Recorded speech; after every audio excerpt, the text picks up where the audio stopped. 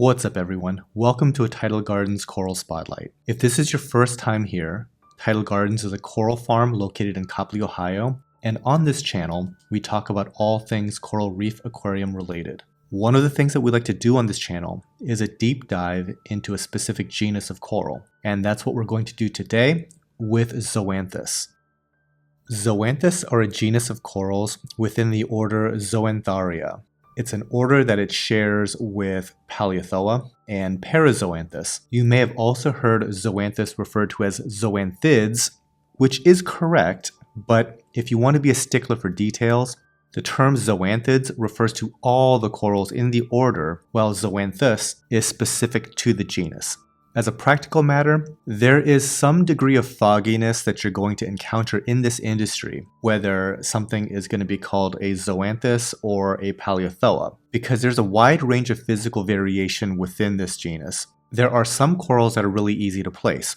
For example, Zoanthus sansibaricus or Zoanthus sociatus. Those are those really small polyp zoas, which include industry favorites like the rastas, the blue hornets, Fruit Loops, right? Clearly zoas.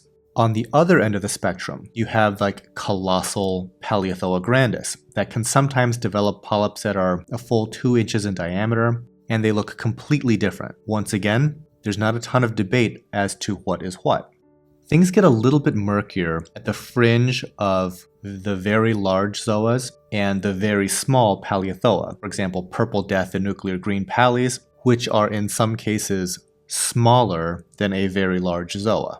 At that point, those larger zoas sometimes get lumped in with Palytoxin. For example, you might see magicians or utter chaos listed as either zoas or pallies.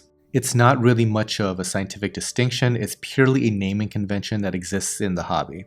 Even we do it on occasion, because we want people to find what they're looking for, and in this case, it's easier to meet people where they are. There are some other differentiators between the two, such as Palytoxin's propensity to incorporate substrate into its flesh, something that Zoanthus does not do. There are also differences in the tentacles and the growth of the mat. There are genetic differences, but that's cutting-edge stuff, and it's not nearly as straightforward as it may seem.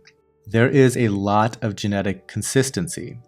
So it's a real chore to find small segments of DNA that are actually different enough to base a scientific classification on. Well over 90% of the coral's genome is identical, so a lot of current research is delving into that.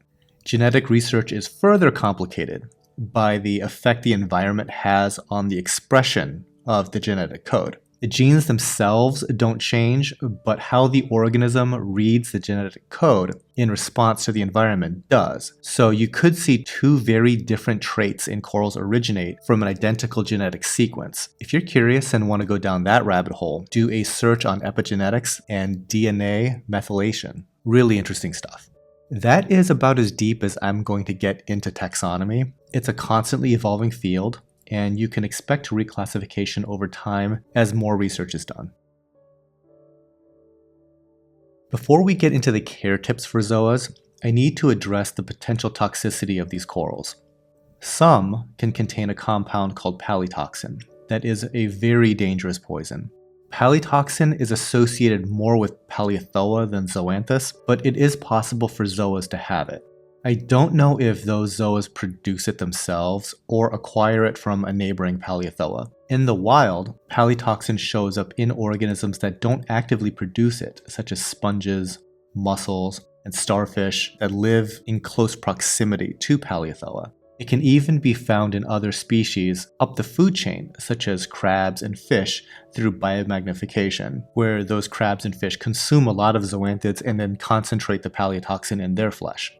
I'll touch on this again when we discuss pests, because as lethal as palytoxin is, there is no shortage of organisms that are more than happy to consume them with no ill effects.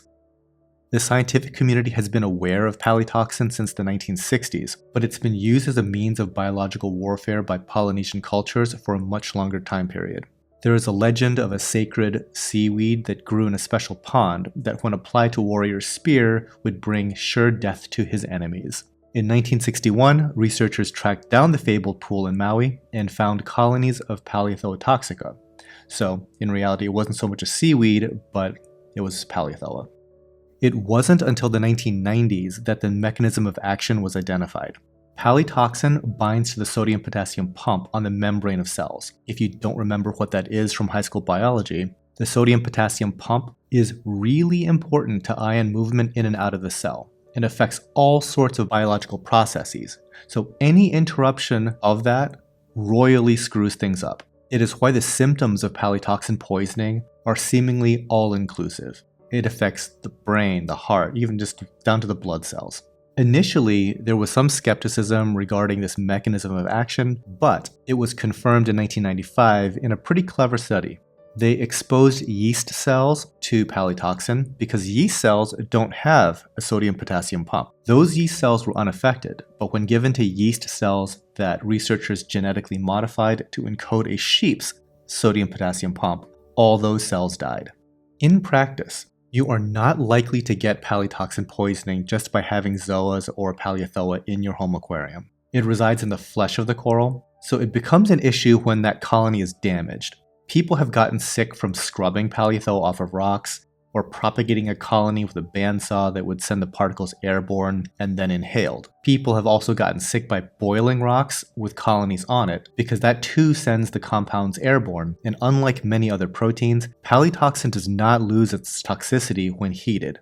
I don't think anyone's ever tried eating zoas, but I'm guessing that would be a really, really bad idea. Actually, don't eat anything from your aquarium, because they eat a lot of stuff and can become super toxic. For example, one super deadly toxin called mycotoxin is named after a tang, because that tang eats a certain type of dinoflagellate in the wild, and that dinoflagellate is rich in this particular type of toxin. Funny thing about this tang is I've actually had this in my tanks forever, and I was never really worried about poisoning because I never considered eating him. I don't know why I need to say this, but I don't know. People do stupid stuff all the time. Don't eat stuff from your tank. This isn't Red Lobster. If you're concerned about the toxicity associated with zoas, take precautions handling them or avoiding them altogether. There are plenty of other corals in the hobby to enjoy. Having said that, zoas are one of the most popular corals in the hobby and have been for decades. If you're a hobbyist that can't get enough variety, zoas have you covered. They are arguably one of the most diverse corals with hundreds of color morphs and patterns. At any given time, we are farming about 100 different types of zoas, but looking back at our catalog of photos that extends back 20 plus years, there's probably 100 other variants that we've had over the years that we've either sold out of or just lost, and they're nowhere to be found anywhere in the industry. Additionally, there always seems to be an influx of new, brightly colored variants popping up every single year in this hobby. Again, if you're the type that just loves to collect every variant of a coral, the Zoanthus Pokemon catalog is extensive. Now that we've gone over some of the background of this coral, let's get into the care requirements. Let's start with lighting. Zoanthus are photosynthetic corals. Residing in their flesh are a symbiotic dinoflagellate called Zoanthus that carries out photosynthesis.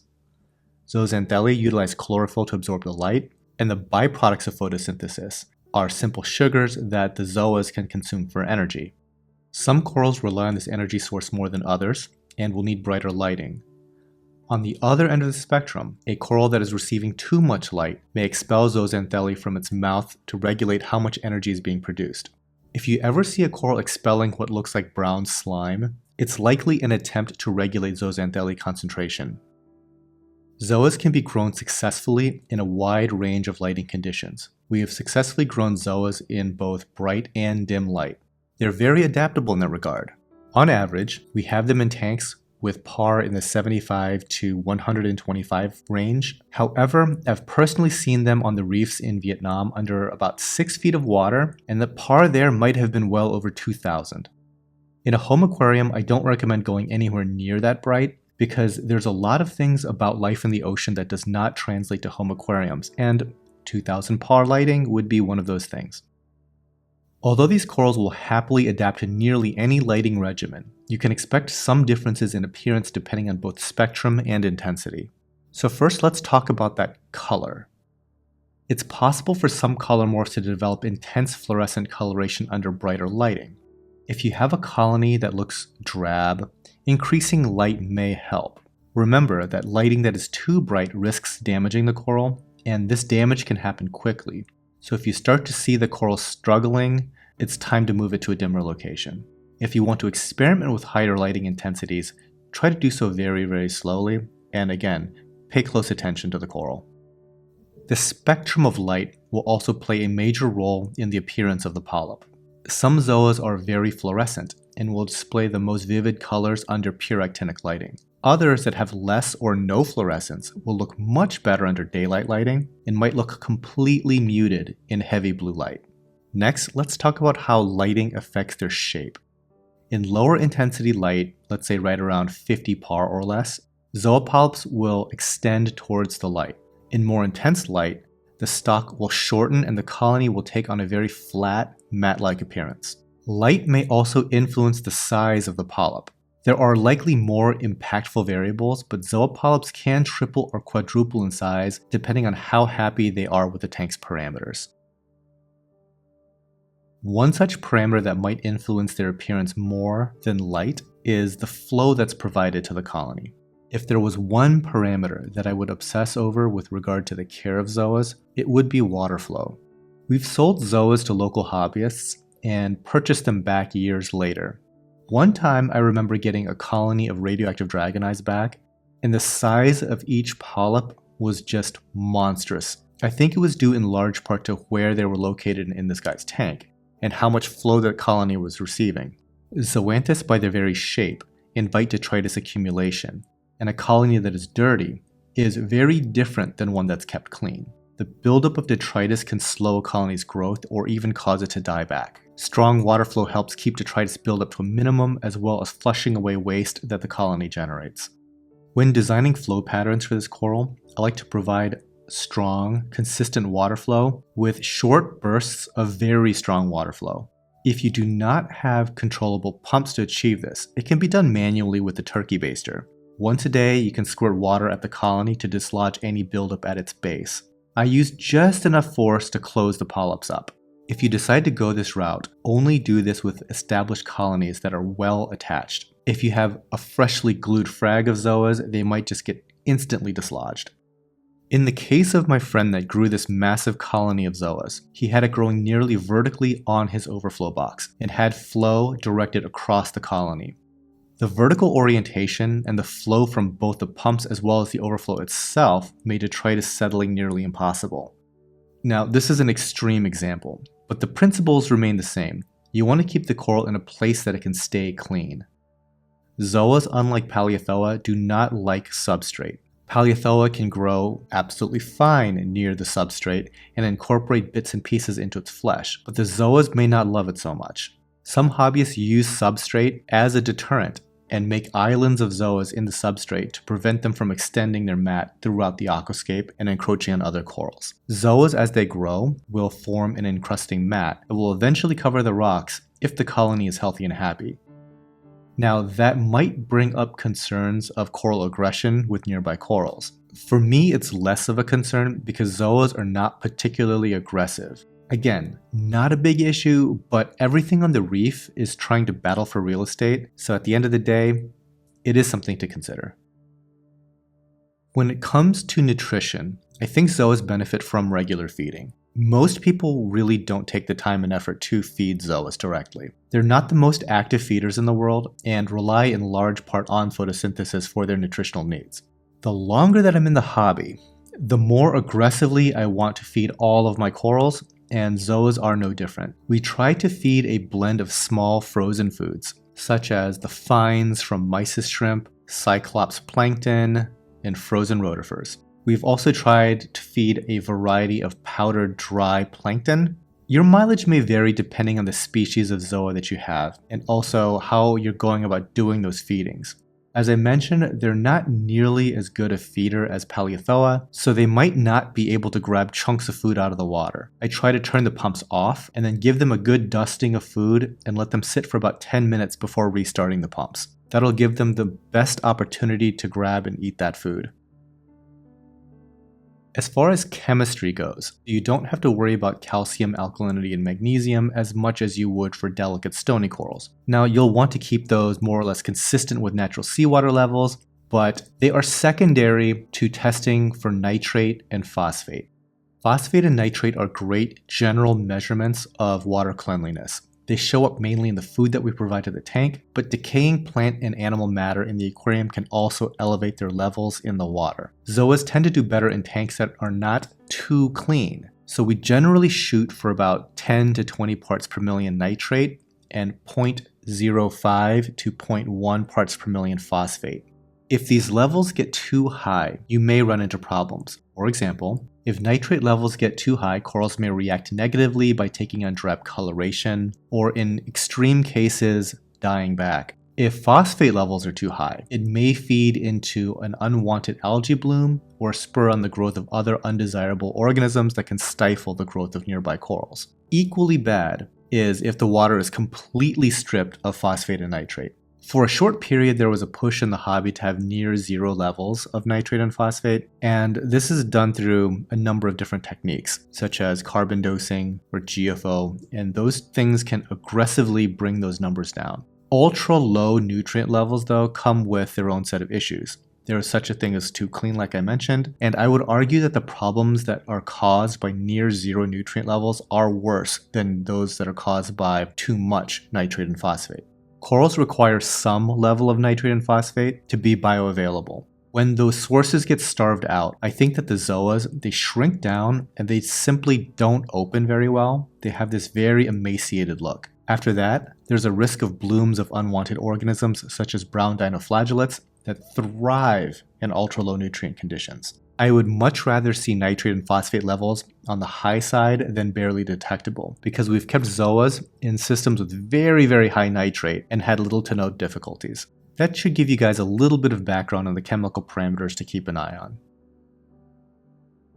So now that we've gone over some of the care requirements for zoas, let's talk about their prospects for aquaculture and long-term farming. In short, zoas are an ideal choice for aquaculture, and people have been farming them for easily 30 plus years now. First off, the color variation is nearly limitless. It is theoretically possible to have a commercially viable farm that only specializes on strains of Zoanthus, because that could mean hundreds of lines and seemingly more and more varieties are introduced into the trade to add to that collection.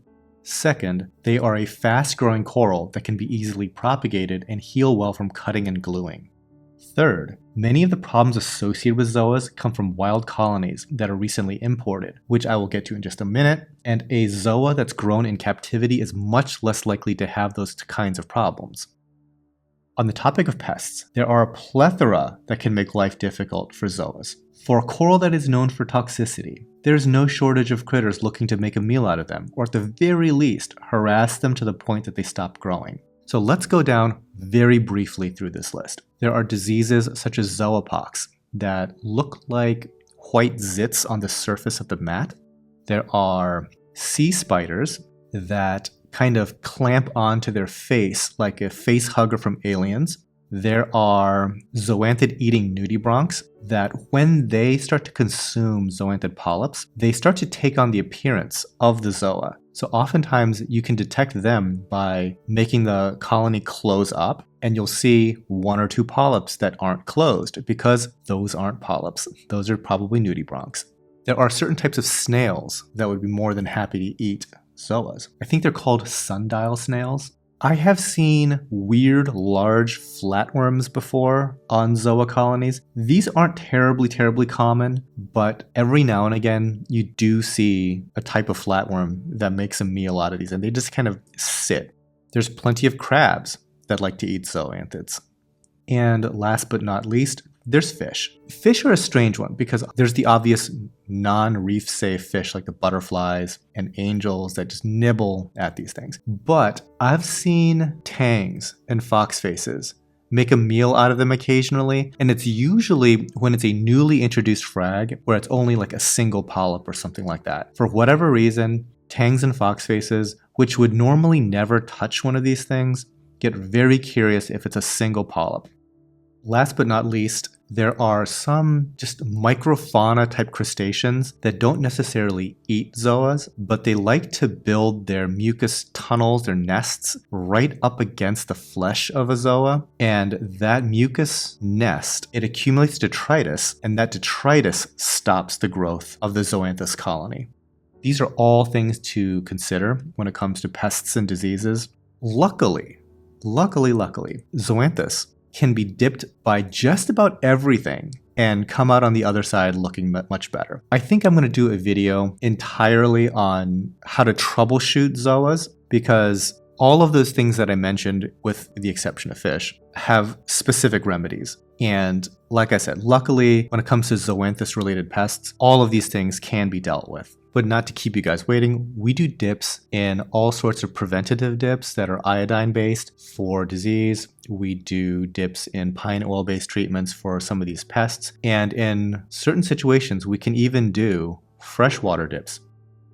Okay, that about does it for this overview of zoanthus and their care requirements.